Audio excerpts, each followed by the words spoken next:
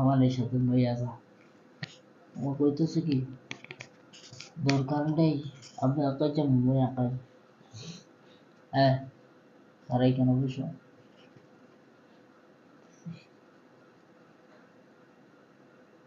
আমি ওকে কইছি যে আমাকে সাথে লইয়া যা।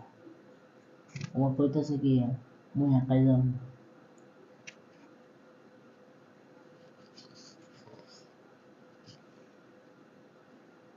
আমি ওকে কইছিলাম প্রোগ্রাম বেশি লইস না, প্রোগ্রাম অল্প অল্প ভালো হবে, টেনশনে মরে যাবে না।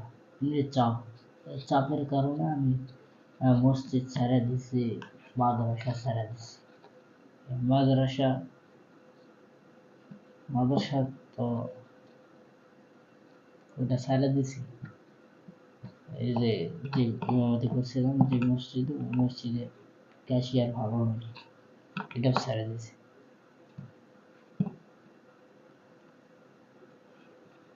মানুষ এমন হয় কেন বুঝো? দাওয়াত দিয়ে দাওয়াত দিয়ে নিয়ে যায় ব্যবহার কেন খারাপ করেন? দেখো, এই জিনিসটা খুব খারাপ লাগে, এই জিনিসটাই খুব খারাপ।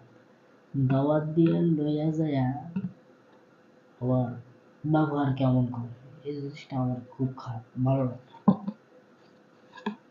চাকরি আল্লাহ দিলে, চাকরি অফার আল্লাহ দিলে একসময় আসতে থাকবে ইনশাআল্লাহ। দোয়া করে ভাই, আসতে থাকবে ইনশাআল্লাহ। চাকরির অভাব হবে না, একসময় চাকরি আসতেই থাকবে অফার। তো তোর মসজিদে তোর যে বেতন দিচ্ছ, ওই বেতনে আমার তো সংসার তো দূরে থাক, নিজেরই চলা কঠিন।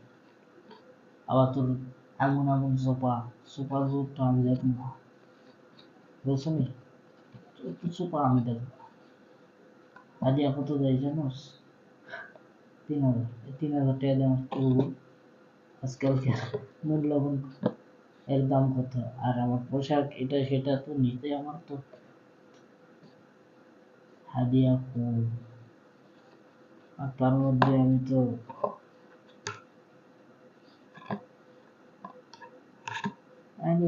ইনশাল্লাহ নিয়ত আছে যে বড় কোনোতে নিয়োগ দেওয়ার, ইনশাল্লাহ চেষ্টায় আছি, আল্লাহ দিলে হবে ইনশাআল্লাহ।